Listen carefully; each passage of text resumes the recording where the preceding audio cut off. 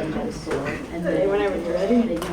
All right, as we kind of finish up lunch here for our next session, we'll be focused on press freedom and journalism freedom. And speaking for us today, we have Bill Lueders. He's the elected president of the Wisconsin Freedom of Information Council, a nonprofit group that works to protect public access to meetings and records. He has worked for the Madison weekly paper Isthmus, the nonprofit Wisconsin Center for Investigative Journalism, and the Progressive magazine, where he served as the editor from July 2017 until May 2022. He's written 3 books. This meeting is being recorded and summarized. An Enemy of the State. Well, they're going to miss the beginning of Bill's introduction. He's written 3 books. An Enemy of the State, The Life of Erwin Knoll, Cry Rape, The True Story of One Woman's Harrowing Quest for Justice, and Watchdog, 25 Years of Muckraking and Rabble-Rousing. He lives in Madison. And we also have with us Norman Stockwell. He is the publisher of The Progressive. We have Progressive Farmer, we have Farm Progress, and we have The Progressive. It's going to get very confusing.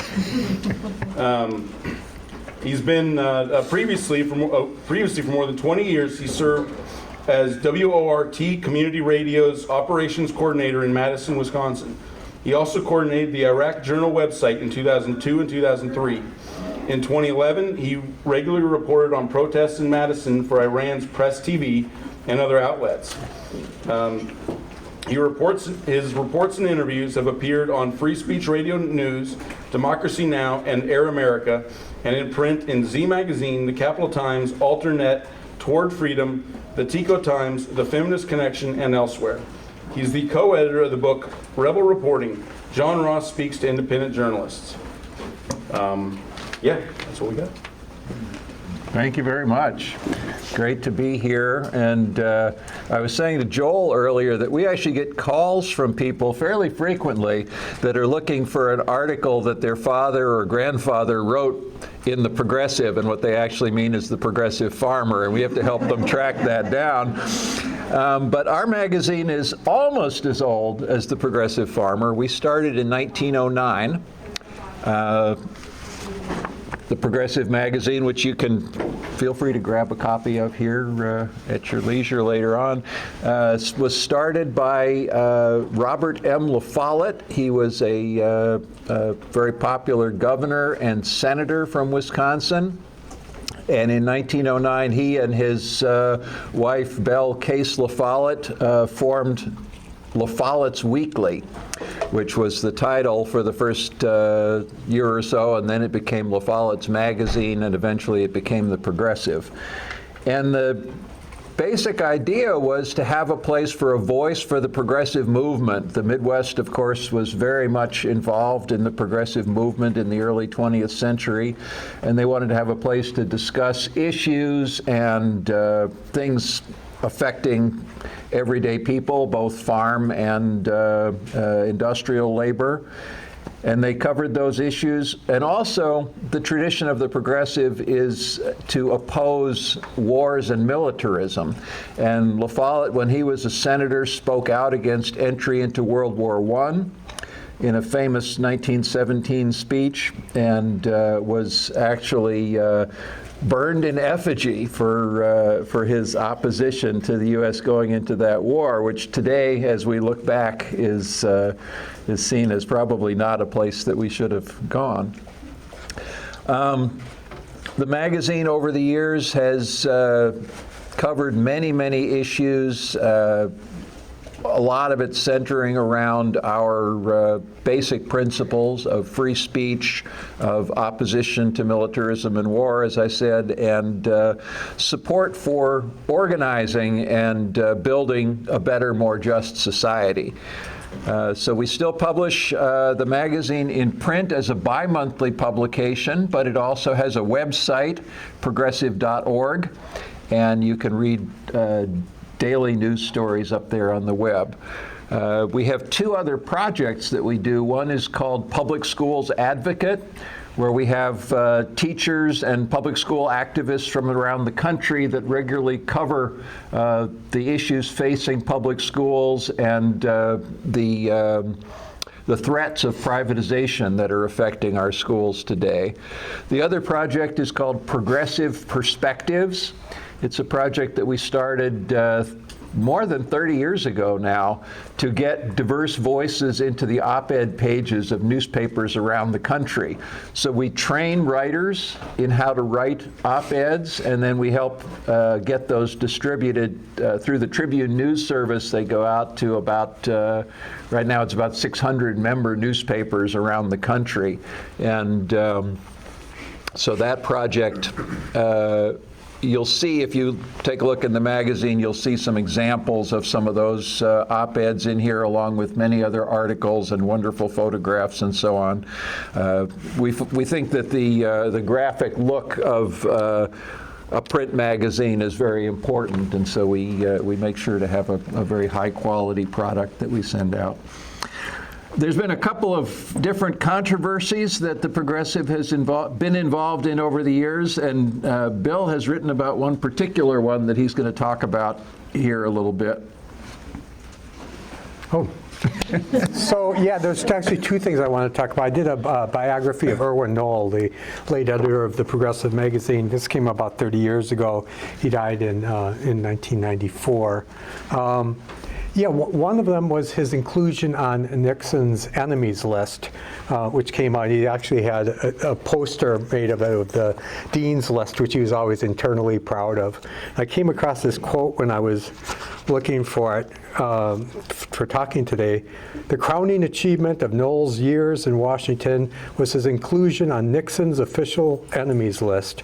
For Knoll, the revelation that the Watergate hearings in June 1973, that the president kept a list of more than 200 enemies to be discredited whenever possible, and that his name was on it along with Barbara Streisand and Joe Namath, was like winning a Pulitzer Prize, drawing a royal flush, and beating to 30-to-1 odds at the track, all on the same day. His family shared in the glory. Yeah, he loved the idea of being considered an enemy of the government. He thought that was the appropriate position to take. I think that's relevant today when you have media who are being targeted for scorn and derision and disrespect. That you take pride in the fact that you are not aligned with the people in power, that you chart your own course and you speak your own truth. The other thing I want to mention with regard to the Progressive, who knows the big controversy that the Progressive magazine was involved in? Anyone want to take a stab at it? It was in 1979. All right, well, the magazine, it used to be very well known because this was a big story when it happened. The magazine published an article about the inner workings of the hydrogen bomb, and the United States government considered it to be highly secret and sensitive information. And the magazine's editors and the writer that they found to pursue this story believed that nuclear secrecy in itself was a destructive force because it prevented people from discussing about the weapons that were being built in their name. You can't talk about that. It's classified. And so this article was meant to challenge the nuclear secrecy mystique by showing that what was regarded as highly secret wasn't really all that secret at all, that a Air Force pilot turned anti-war activist, an anti-nuclear activist with minimal scientific training was able to discern the nature of this nuclear secret just by some conversations and some basic research. The secret was never a secret, and trying to maintain it as a secret only had destructive consequences. Now, Erwin believed passionately in this cause because he believed that nuclear secrecy, the kind of thing that led to the Rosenbergs being executed and other people being silenced and declared Reds and enemies of the state, all of that the idea of nuclear secrecy fed directly into some of the worst repression and was one of the things that most confounded progress toward progressive progressive ideals. So he was all in on the idea of challenging this. And so they wrote this article. It leaked out somewhat by accident, somewhat on purpose, to officials within the U.S. government. And the U.S. government said, you can't say that. You can't publish that. They wanted to impose a prior restraint, or better yet, to get the magazine to voluntarily agree to not run the story, which it refused to do. And a judge enjoined the magazine from publishing it. There was a 6-month legal battle that played out, which was wrapped in secrecy. There were filings in the case that were made by the defense, by the progressive editors, and so that the editors themselves weren't allowed to see. There were proceedings they were not allowed to attend. There was all of the secrecy that attended to it. And eventually, over the months, the national sentiment came from being very hostile to the idea of this magazine in Madison publishing an article that was going to reveal a secret about nuclear design, to want to support for what it was doing, and opposition to the government's attempt to silence the magazine. In September, after 6 months or so, enough of this information about the heart of the story leaked out through other channels that the government had to abandon its case and dismiss the action against the progressive magazine, which was actually kind of unfortunate, because if the government hadn't dismissed the case, it was headed for a court ruling that would have affirmed that the government had no business imposing the injunction. That was prevented because the government said, we don't want to prosecute this anymore, and so the opportunity for a legal precedent was removed.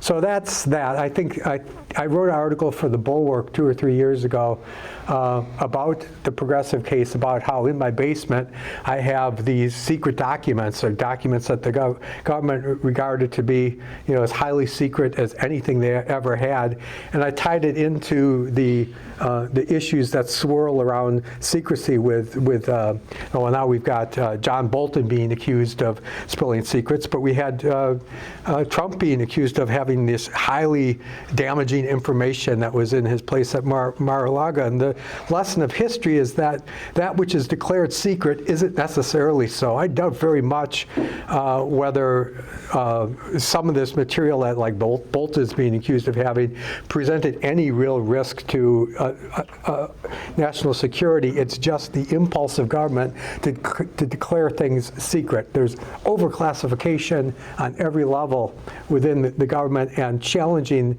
that overclassification and pushing back against the government's contention that you can't know it, you can't hear it, you can't talk about it, you can't see it, is an appropriate function for journalists to perform.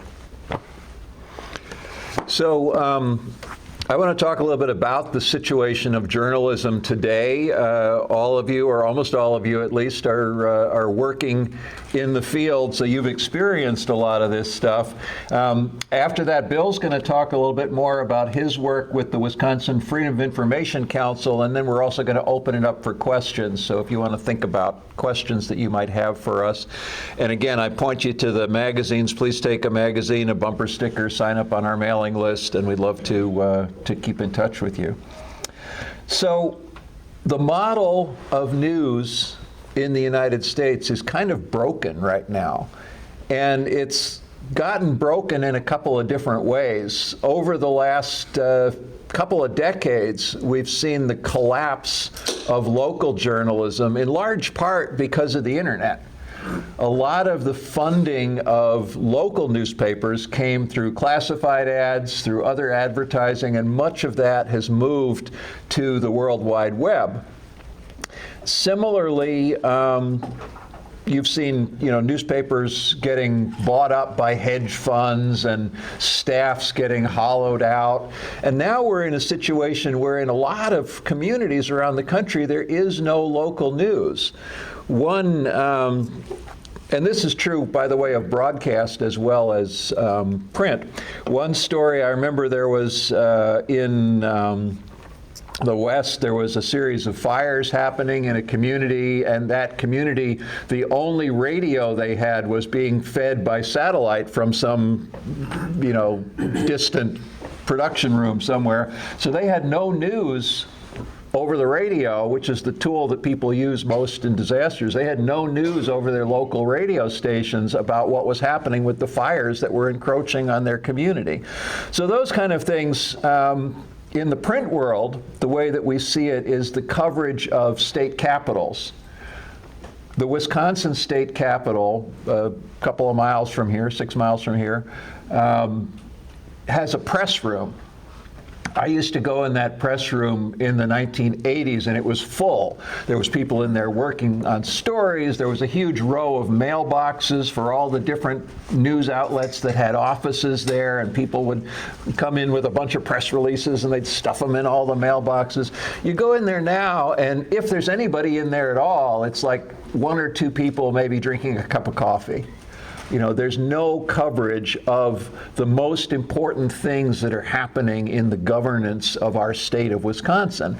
And that's true in states across the country. Now, in many states, there's a new service that started called States Newsrooms, which is a web-based news service. We have one here in Wisconsin. They publish something called the Wisconsin Examiner, where they do cover local happenings in state government, but those are mostly funded by independent, either benefactors or maybe some foundation money, but it's not the old model of news, which was this model of surviving based on advertising. There's a couple, actually. There's the Badger Project and the Wisconsin Examiner.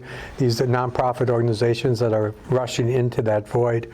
I would dissent from something that Norm says. People talk about the decline in the numbers of journalists as being indicative of an absence of meaningful journalism. And what's actually happening is the people who are left in journalism are expected to do so much more than they ever did. You know, taking video with stories, taking their photographs, making web posts for what are just straight up TV news stories.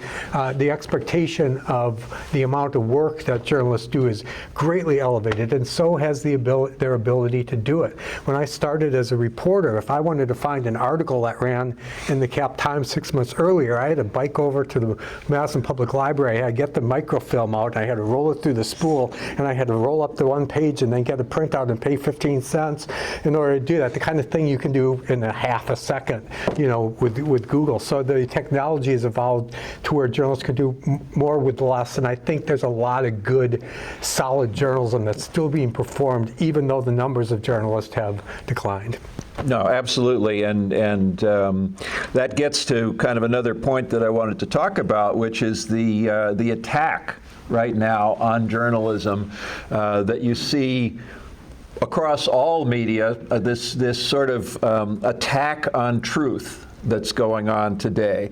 And one classic example of it was in the early months of the first Trump administration, when Kellyanne Conway told, during a TV interview, said, you know, there's one set of facts and we have another set of facts. And of course, the principle of journalism is there's only one set of facts. There are not alternative facts. And so the fueling of this attack on truth that's been going on, much of it through social media, through Twitter, through Facebook, things like that, has really made it very difficult to be a journalist today. Similarly, some of the threats that are going on, we've heard recently stories about lawsuits against the New York Times, the Wall Street Journal, ABC News. There was one most recent one that I've just forgotten about that we were just talking about in our staff meeting the other day. But the idea of threatening publications or broadcast networks to get them to self-censor, to pre-censor their work, rather than the traditional way that we used to do it, which is we publish our article and then people will critique it.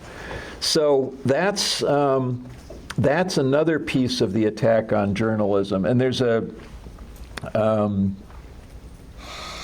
another area that has just really accelerated in the last couple of months since the killing of the right-wing activist Charlie Kirk, and that is threats against the funding of nonprofit media. And you saw the vice president speaking actually on Charlie Kirk's podcast, saying that his intent was to go after the funders of certain publications, and he called out The Nation magazine, which is a 160-year-old political magazine that was started just before the Civil War. And he said, you know, they're getting funding from George Soros and from the Ford Foundation and so on, and we're going to go after those organizations, the funders of nonprofit journalism. So all of these things combine to make it very difficult to do the work that we do. And yet, publications like The Progressive are forging ahead. We are a nonprofit, and we certainly don't make enough money to publish the magazine on subscriptions. And so we survive in a big part on donations, individual donations of $5, $10, $15, some larger donations. Some people give us $1,000, and all of that together goes into the pot that keeps us able to continue to both run the website and the print magazine. Similarly, in Madison, the weekly newspaper that Bill used to work for, the Isthmus, after Just the Isthmus, no the. Right, Isthmus. There's no definite article before the publication. It's like saying the time. Right. You don't do it. It's time. Anyway, so Isthmus, during the pandemic, was forced to close down because all of their operating capital came from either ads for restaurants or ads for concerts. And during the pandemic, there were no restaurants and there were no concerts. And so that paper closed down, but it was reconfigured and reformed as a nonprofit newsroom, and now they're publishing a monthly print newspaper, and then they have a daily website, and all of that supported through nonprofit donations. Yep. Can I riff off of something? You were talking about these lawsuits, which I think are a real problem. The idea that you're going to get sued as a media organization for telling the truth. There was a case that happened in Wausau in the last year and a half or so.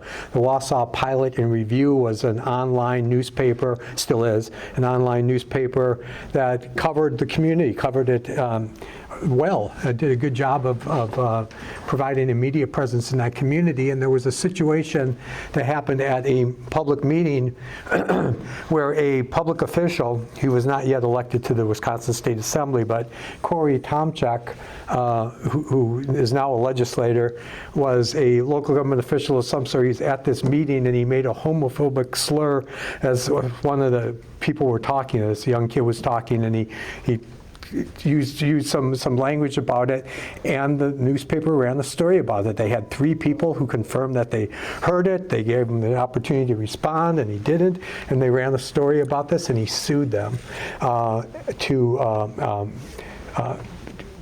sued them for defamation, and they had to defend themselves. They had to raise like $200,000 to defend themselves against this lawsuit. And when he lost at the trial court level, which was a given, he appealed to the appeals court and then fought it out all again. He lost there too. This is always a loser case. This case is always about him using the law to try to shut somebody up and try to punish them for saying, which is exactly what Trump does with a lot of these things. He's not really seriously thinking that a court is going to rule, yeah, you engage in defamation. It's the idea of making them defend themselves against it, and all that entails. So it's called SLAP, Strategic Lawsuits Against Public Participation, SLAP suits. And there are a number of states that have protections against SLAP suits. There was a proposal in Wisconsin in the last session before this one. It might come around again in this session before it's over. But the cure to SLAP suits is anti-SLAP legislation. What anti-SLAP legislation does is it allows for a judge early in the process to make a determination that a case lacks merit. And because the case lacks merit, it gets dismissed out front.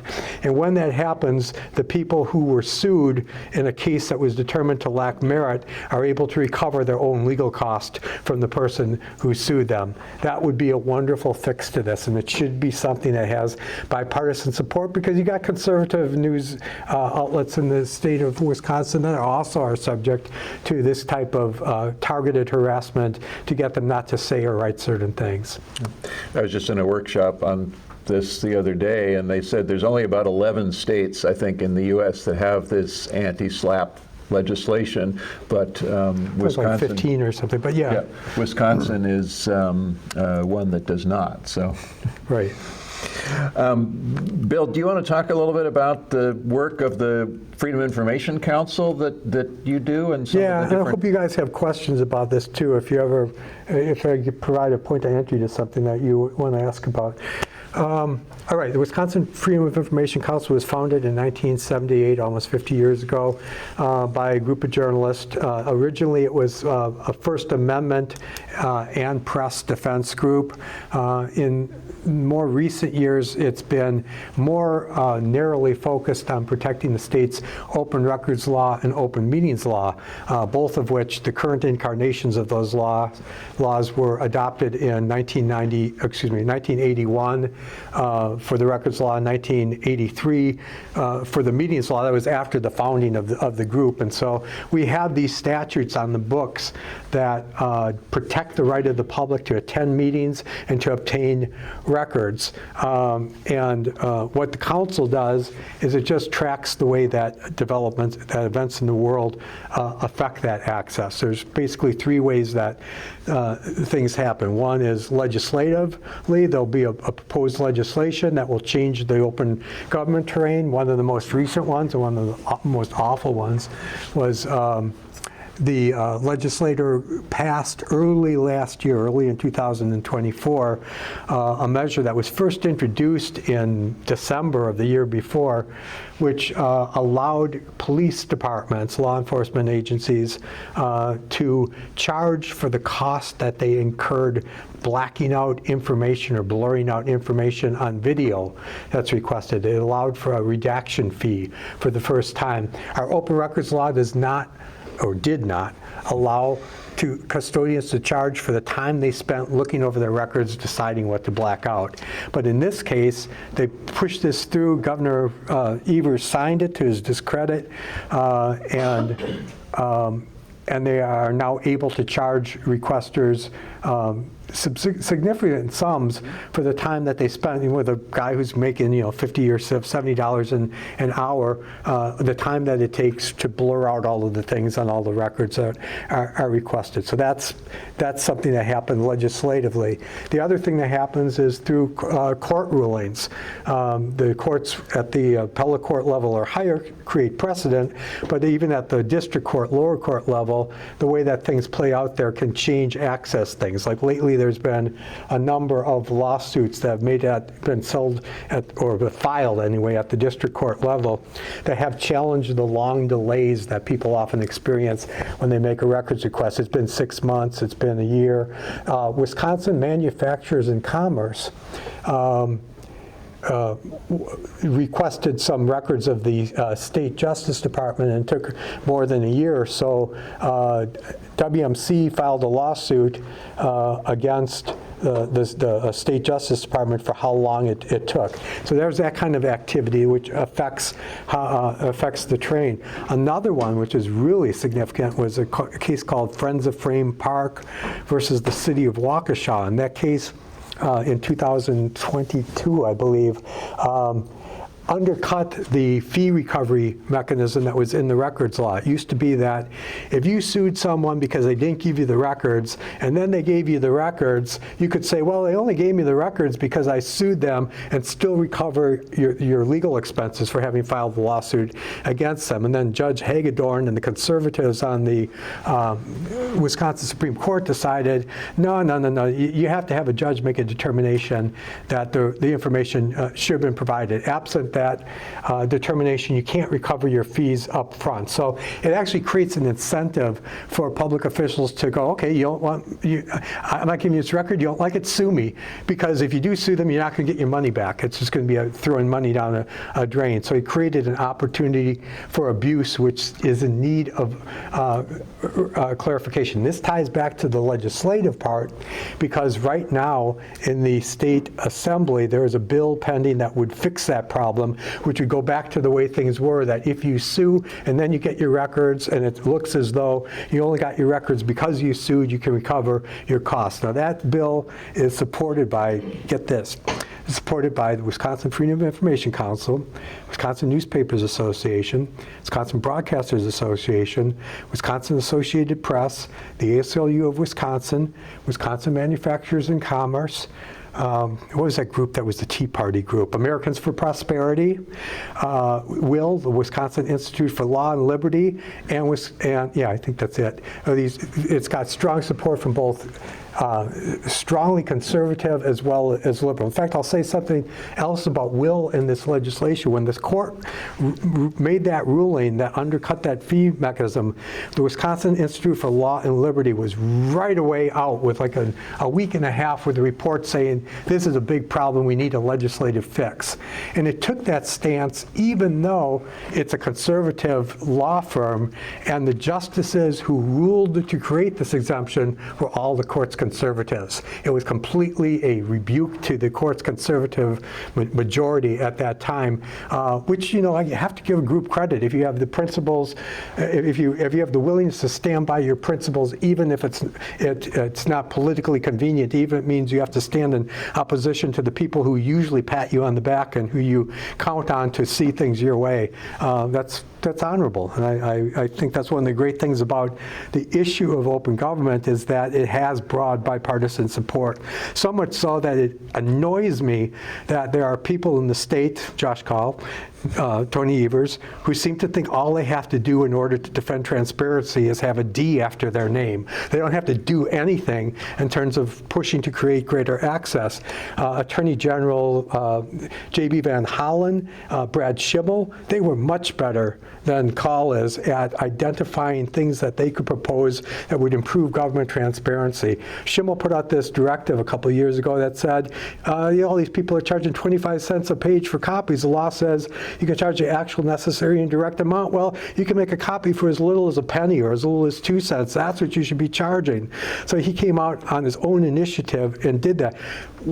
Scott Walker came out with executive orders which said state agencies need to respond to records requests within a certain amount of time. They have to give you an update within a certain amount of time. They have to provide the records within a certain amount of time, and they have to track as state agencies the requests that they receive and the response times that they have for fulfilling them. Great legislation, executive order. Change the train. Evers comes in. Oh, that's not a policy anymore. We don't do that anymore. So yeah, that's one of the good things about these laws is it creates opportunities, I think, in fact, the whole law itself is an opportunity for public officials to build trust with the people they represent. You want the records? You want to see what we're talking about? You can see what we're talking about. Our meetings are open. You want the record? You can see.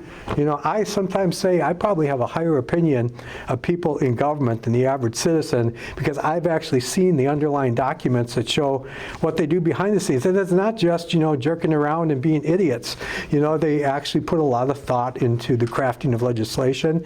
There are honorable people on both sides of the political aisle when it comes to process, not necessarily ideology, but when it comes to process. So, I find that affirming too, that our laws are good for the people who are required to abide by them. They're good for the public officials who are held to account, who are made to produce records when someone wants to see them, or to make their meetings open when someone is curious, or to make your meeting notices, published as they should be, and they have enough detail that people know what you're going to talk about. Anyway, going on too long. And I'll note we probably have people from a lot of different states in the room. So Bill is throwing around the names of a lot of Wisconsin officials. We can have the dictionary cheat sheet later. But on that point, there are Freedom of Information councils like the one here in Wisconsin in other states as well. And so you should look, in your home state, if you're not familiar with the folks doing this work, there are similar models in many other states. And of course, there's also the annual Sunshine Week, which celebrates open records and open government. It's in March. Right? Yeah, that's in March. Yeah. It's a National Freedom of Information Coalition.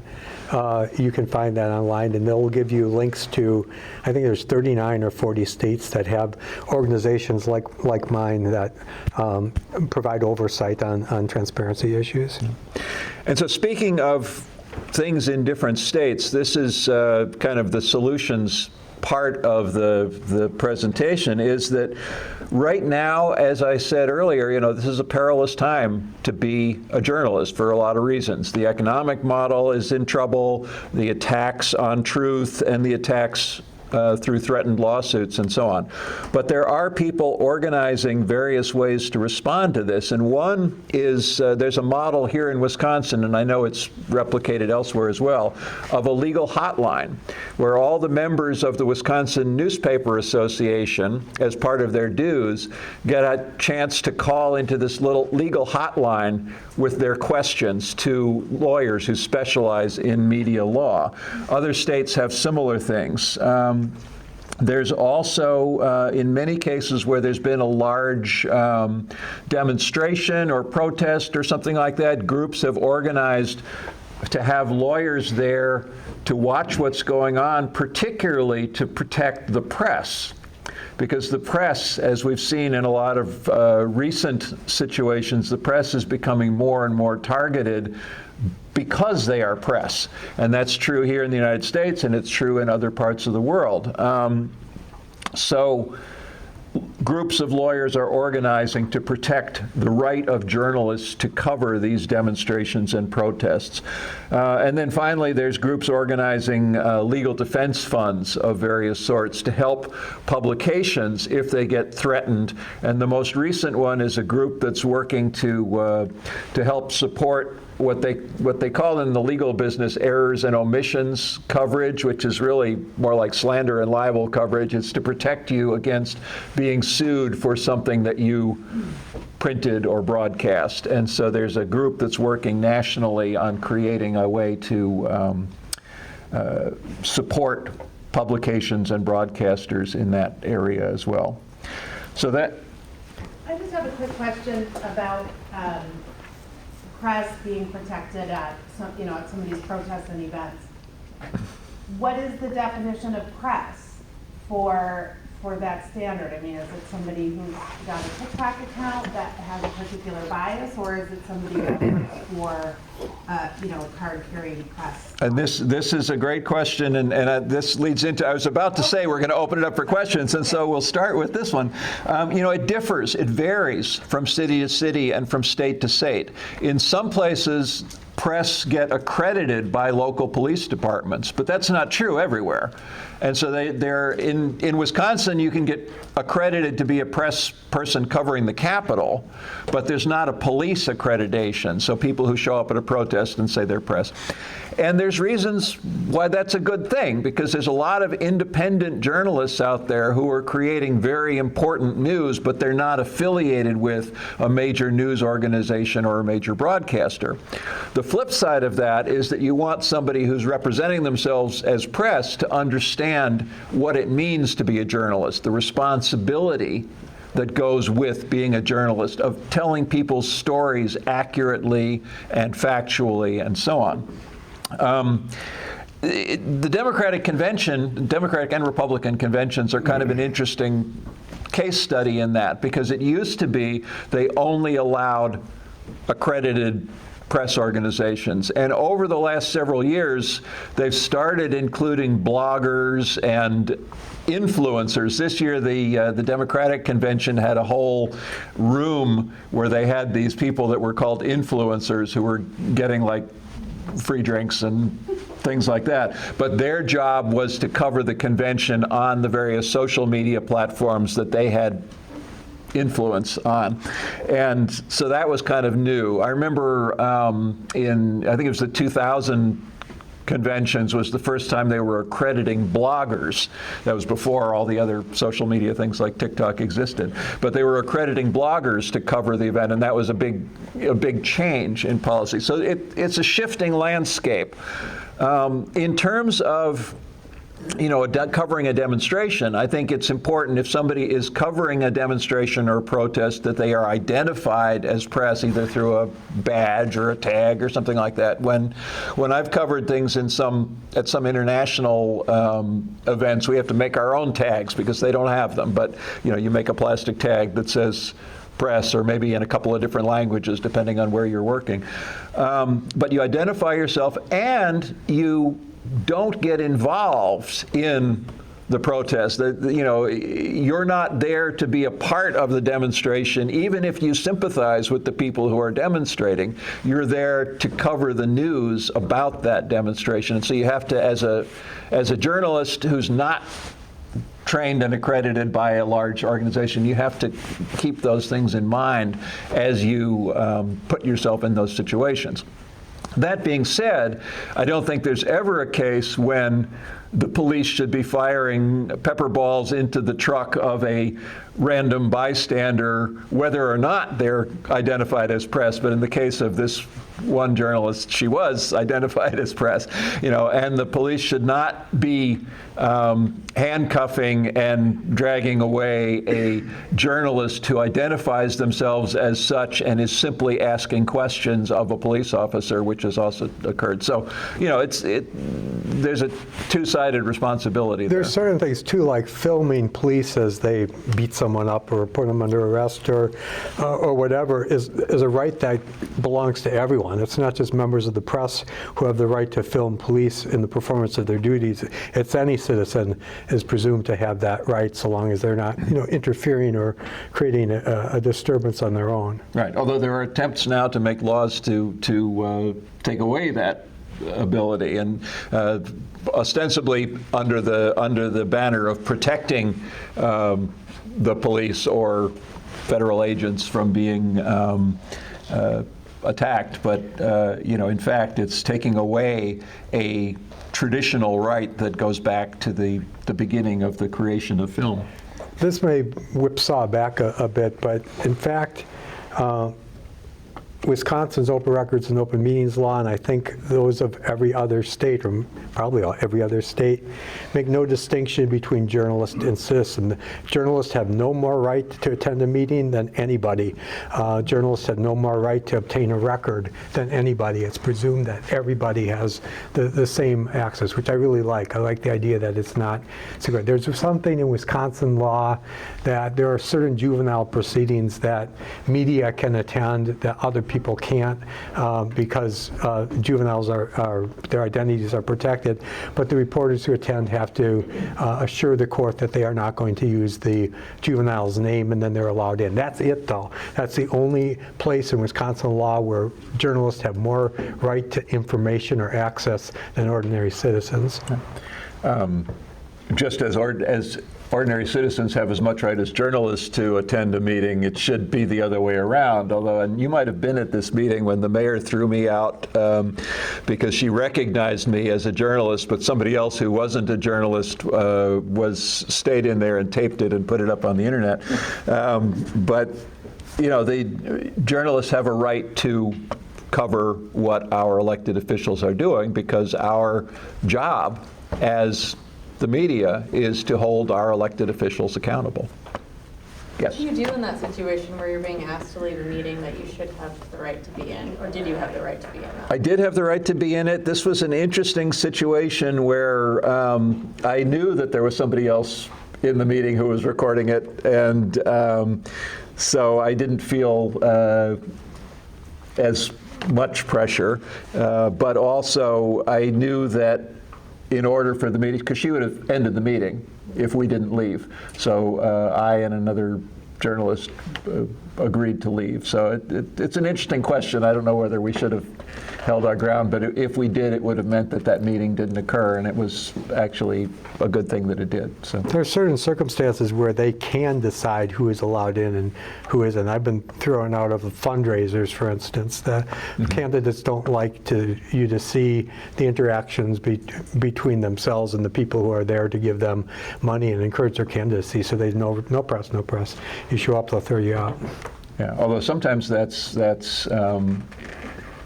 sort of acted on by the staff of the candidate on their own volition. So like they tried to kick all the press out of a victory party for a Senate candidate at the Monona Terrace. And I basically at that point said, you can't do that. So. Obviously, you guys know this, but how do you know which meetings they can't kick you out of and you can't be kicked out of? Well, it said there's an element to a private venue, like a candidate who's holding a fundraiser in somebody's home. That's not a venue that you have access to under an open meetings law or anything. So they can put constraints on you because the organization and the venue is not open to all. But if it's a meeting that's noticed, that is the published date and time of the meeting in a public space like a city or state facility, then they have to let you attend the meeting, whoever you are, citizen or press. This is kind of a 10,000-foot view question, but I mean, in our discussion here so far, we've gone from the 1850s to bloggers and TikTokers. Journalism has meant a lot of different things. In the life of the Progressive magazine, it's meant a lot of different things and been held to a lot of different standards in those years. And when you look back to yellow journalism years and when truth didn't mean a heck of a lot then, for probably some publications that are revered now.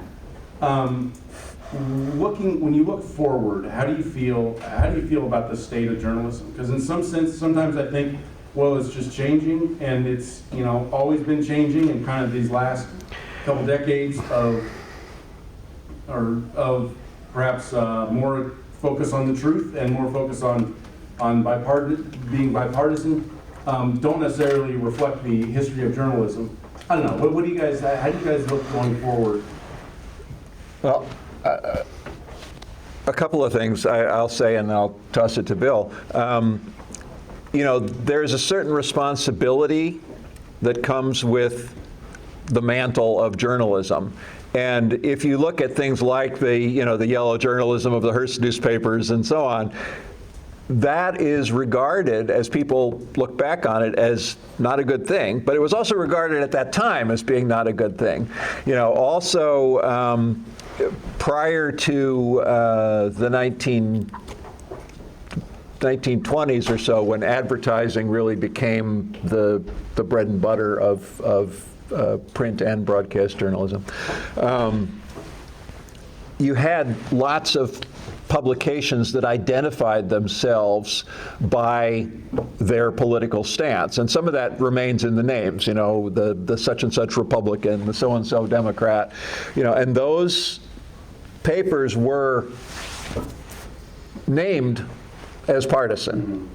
And people knew that. And what you had when the postal system was still subsidized for the mailing of publications is you had people getting like 4 or 5 different newspapers. A rural Wisconsin farm family might get 4 or 5 different newspapers or magazines delivered to their home that they knew had different perspectives, and they would read all of those and develop their informed understanding. Now we have this notion that all of media has to be Middle of the road, bipartisan, nonpartisan, and so we don't have that kind of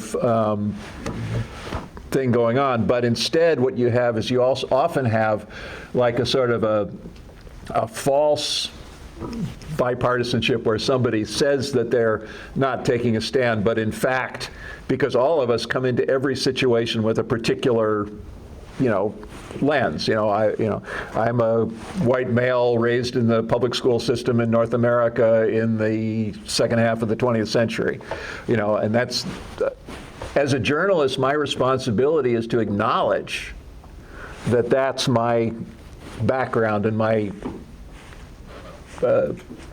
predilection or whatever, and to be responsible to honestly represent and give voice to the people whose stories I'm telling. You look at some of the nonprofits that are filling some of these roles in the State House like you talked about. I don't know, it's interesting you mentioned how advertising perhaps kind of led to more middle-of-the-road publications. I wonder how nonprofits, I don't know, I wonder how they will be, can they do as good of a job as robust advertising fueled outlets, or will they do a better job or a worse job? Are their motivations different in good ways or bad ways? I don't know. Do you have any thoughts on that? Like the Wisconsin Examiner, they have a staff of 5 journalists that cover state government. That's more than the Milwaukee Journal-Sentinel has covering state government. It's more than any single news outlet has. And obviously, there's many more reporters than that who cover, but they have a sizable team who is able to provide substantive coverage across a broad range of issues. But I want to go to your central question about kind of like the future of journalism. I would say I'm optimistic about the future of journalism because a free press is fundamental to a functioning democracy, and people on some level understand that enough that I think the ideal of a free press will withstand the forces against it. I'd say additionally that the biggest threat to press freedom right now does not come from the government. It comes from the press itself. It comes from the media itself. These assholes at CBS who settled this case, this baseless case that was filed by Trump against them for editing an interview with Kamala Harris, or the case with George Stephanopoulos, used a slightly wrong word in describing the president's behavior, and getting sued, and ABC News coming up with a bunch of money to sell it. That's terribly dangerous to the press, and it's coming from within. The enemy within. Maybe Trump is right about that. But I think part of it too is media have to do a better job of asserting their importance. They're getting belittled. Trump's pointing, look over there, the enemies of the people. Fake news, fake news. Fuck this guy. You have to push back against that. You have to defend the people who are working journalists. You have to say, you can't talk to me like that. You can't treat me like that. I'm an honorable person. I do a good job. I pay more attention to what's true and what's false than you do. You cannot push us around so anytime you feel like you want to kick somebody. I really think the press has to do a significantly better job of being its own advocate. In terms of the question about nonprofit media, I don't think that you want to be funded by one source. If your entire funding is coming from, Open Society Foundation or the Ford Foundation or whatever, then you're imperiled in a couple of ways. One, because you could preemptively, spike a story or produce a story in order to please your funders.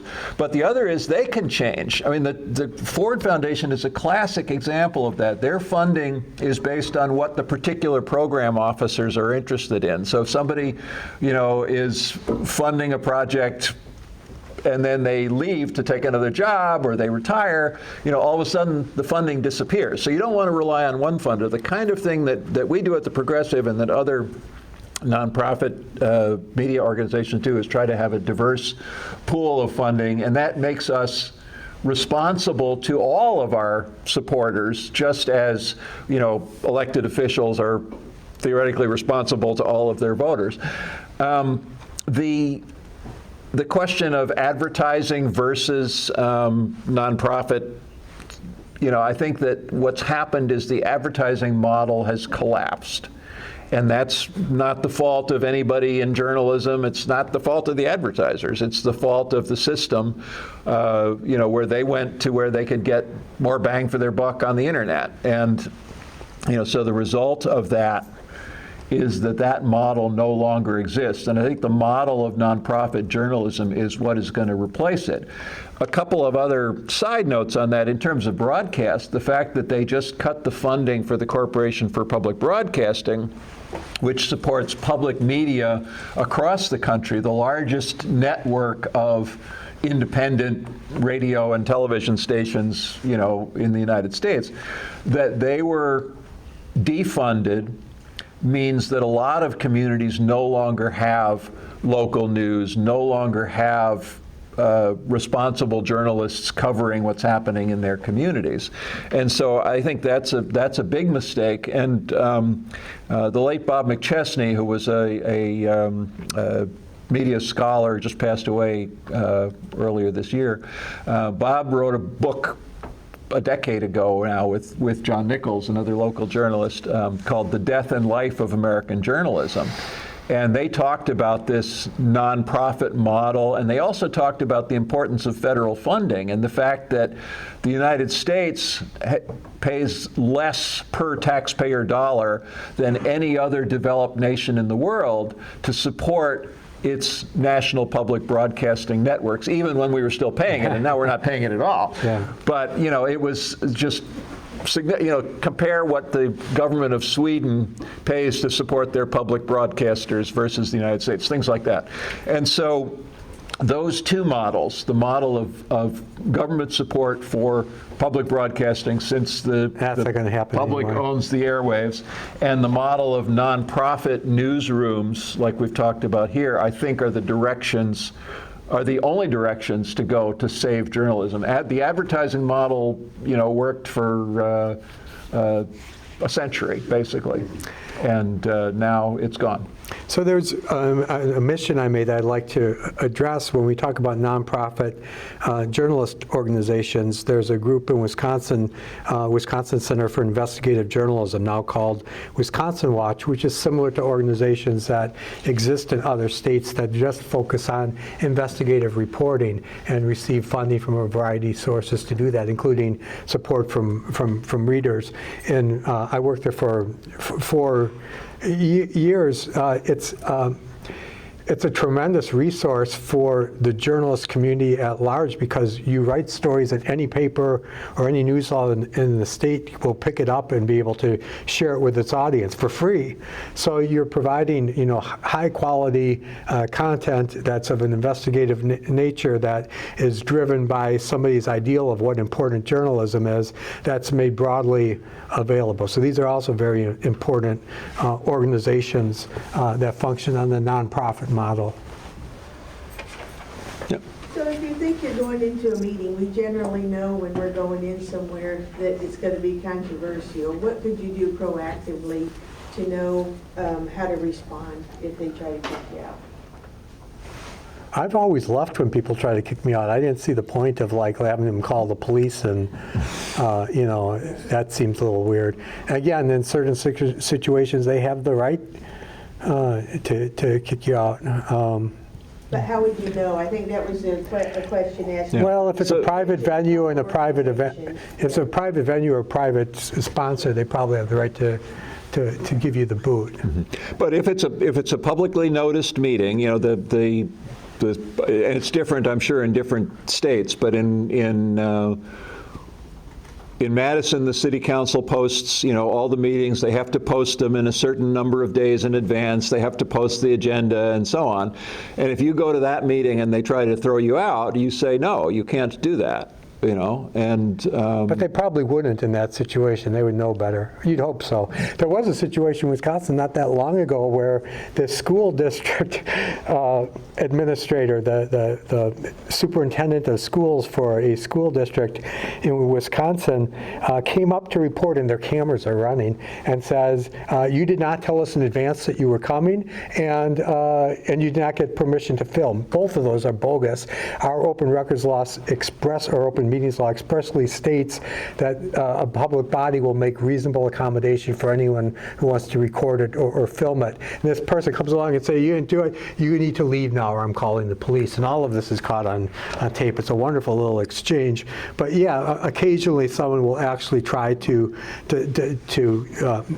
go so far as to deny that the law gives you the right to be there. But I think most of the time, if it's a public meeting, you're going to be able to attend. Yeah. And best way to do it is to become familiar with the laws in your community or your state, and that's again where like these legal hotlines are very helpful. You know, you could, if you're going, you know it's going to be a controversial meeting, you call the hotline and you say, I'm going to go to this meeting, you know, what are the things that I should say if they try to kick me out? And it'll depend on where you live, where the meeting is, you know, and other factors like we just discussed. There's also a couple of interesting cases where the elected officials have like grabbed a camera, or in one case a cell phone. A friend of mine was reporting for the Miami Herald and interviewing the mayor on her cell phone, and he grabs the cell phone out of her hand while it's filming, so it's caught on film that he's grabbing the cell phone, which is assault. And another thing happened in Wisconsin where a state Supreme Court justice pushed a camera away from a Fox TV news reporter, and that was also, you know, caught on film. And so, you know, in those cases, obviously, they pay the penalty for their actions. But you know, always know the law in your particular area, and always, you know, check things out if you're uncertain. There's no better photograph than this. Any other tips or resources you would give for ag media find themselves probably investigating or reporting on businesses, whether that's a big business or an individual farm, or quasi-government groups like commodity groups or other nonprofits? Like, that's a different animal than City Hall. And that might be more what this audience finds themselves dealing with. Any other advice talk about you'd give for that? The book that we just did the program on.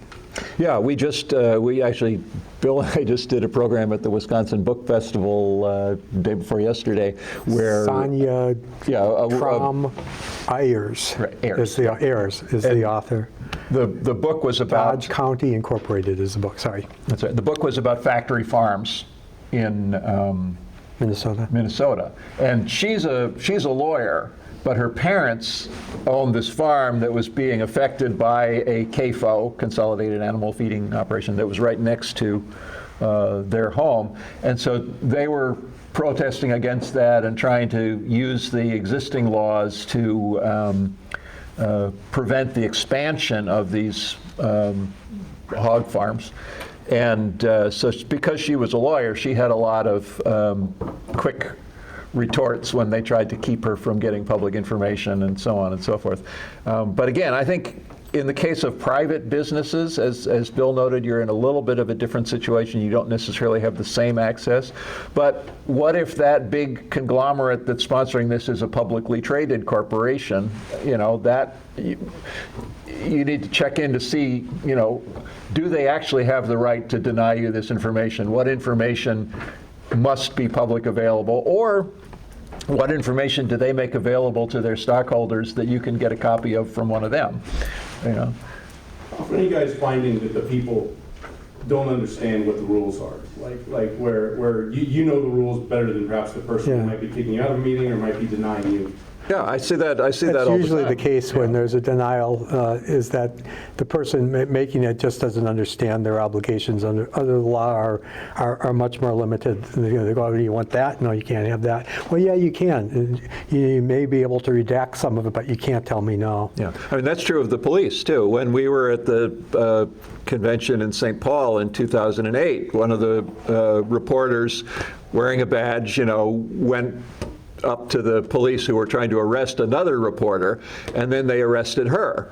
And, you know, she wasn't involved in any protest. She was asking a question, you know, and they arrested her, and that ended up being a big lawsuit against the St. Paul, Minnesota sheriff, which they ended up getting a bunch of money out of. So, you know, very often the police officers on the scene don't necessarily know all of the rules either. So it's good to be as familiar as you can. And again, this idea of like pre-consulting, if you know you're going to be in a situation, pre-consulting with attorneys so that you know what your options are. Question back here. It goes back now a couple questions. So I don't really want to take the conversation backwards, but I was going to ask, you know, when you were talking about the public notice information and stuff. I look back at the newspaper I used to work for when I worked for a mainstream newspaper. It was 110,000 circulation. Nowadays, last I saw a couple months ago, it was 9,000. I mean, Yeah, it's wow. almost nothing. To Joel's point earlier, the primary source of news in our area is actually a nonprofit publication now. But have the laws or expectations or standards for public notices, I mean, are they keeping up with the changing of the media landscape?